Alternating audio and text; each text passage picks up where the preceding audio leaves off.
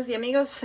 Bueno, ustedes han visto las nuevas medidas. En realidad, el gobierno de Ecuador ha anunciado un paquetazo en medio de esta crisis sanitaria.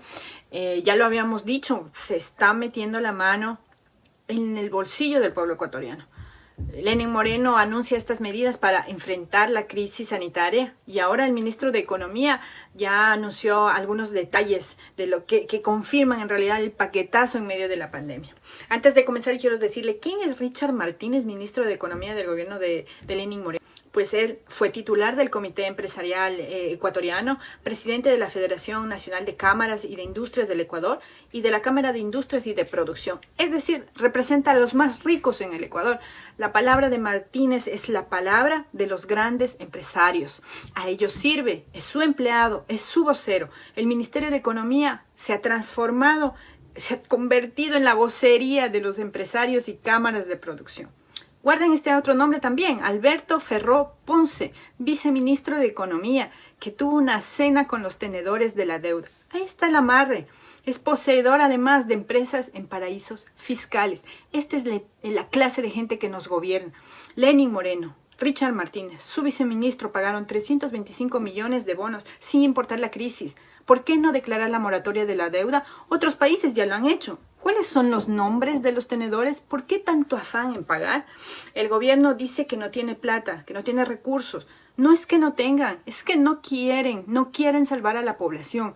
El gobierno en los hechos, con estas medidas, ha anunciado la legalización de despidos y ya se han producido.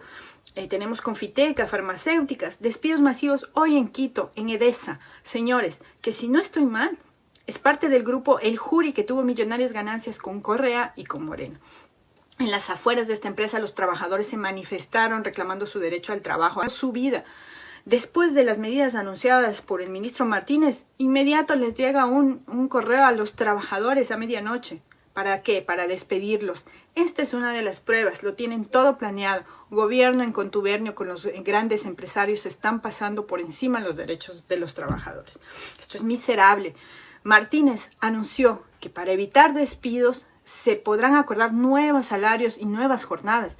En resumen, están aprovechando esta crisis sanitaria para hacer lo que no pudieron hacer en octubre. Flexibilización laboral, reducción de salarios, precarización del trabajo. El ministro Martínez habla que debe primar el acuerdo entre patrono y trabajador para mantener el empleo.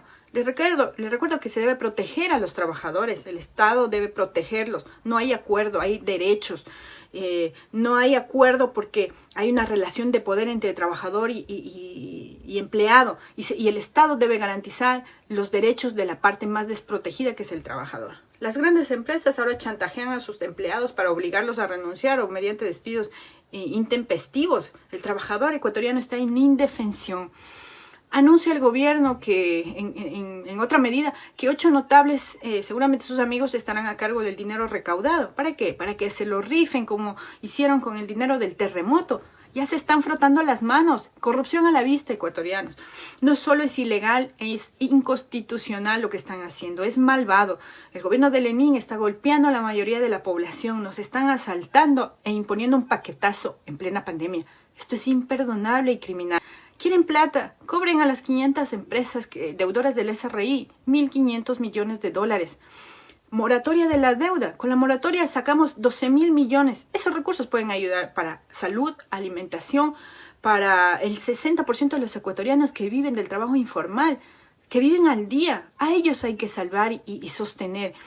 En el 2019, 780 empresas tuvieron ganancias de más de $1 millón de utilidades. A estas empresas y bancos se les debe poner un impuesto al patrimonio. Ahí está la plata.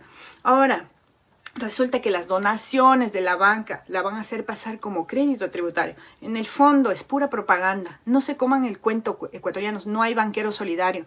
Queremos que se eliminen los sueldos vitalicios a expresidentes y exvicepresidentes. Frente al desempleo es necesario fortalecer el seguro de desempleo. ¿Qué pasará mañana después de la pandemia? El gobierno no está pensando en los desempleados que vamos a tener. El gobierno habla de la renegociación de la deuda. Señores, nos va a salir más caro. Nos quieren ver la cara con estas medidas. Paguen los sueldos. Se necesitan recursos para pagar los sueldos a funcionarios públicos, docentes universitarios, maestros. En medio de pandemia sin salario es inconcebible. Se necesitan recursos para apoyar a las pymes, pequeñas y medianas empresas, a los pequeños y medianos productores, porque siempre los gobiernos han ayudado a los grandes. ¿Por qué? A los que verdaderamente generan empleo, las pymes. Se necesita cerca de 1.500.000 kits alimentarios para las familias en condición de vulnerabilidad. Yo creo que la gente en el Ecuador, y lo vengo repitiendo, ese debate entre el virus o el hambre, la gente va a salir a las calles, señor presidente, arriesgando su vida con tal de defender sus derechos, con tal de defender su trabajo y el pan en la mesa. Yo creo que esta es la mejor muestra de lo que hace el capitalismo, y esta es la mejor muestra de un gobierno neoliberal, el gobierno de Lenín Moreno, que está actuando en contra de la población en lugar de salvar.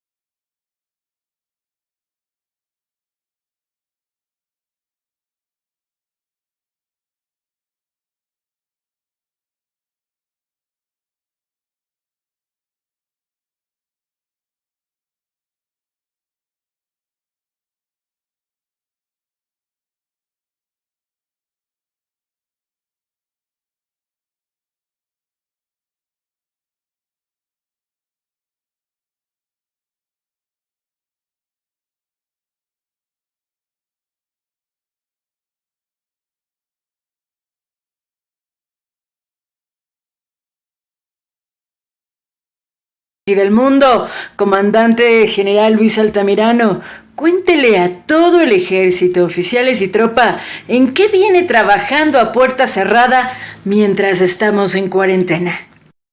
Ecuatorianos, este es el oficio secreto en el que viene trabajando Altamirano, oficio FT-DPGE-PGE-UVO-2019-1505-0 de fecha del 16 de julio del 2019 y acuerdo ministerial número 0180-S publicado en el registro oficial secreto número 002-S del 15 de julio del 2019, mediante el cual se reforma el reglamento orgánico del 2008 a 2012.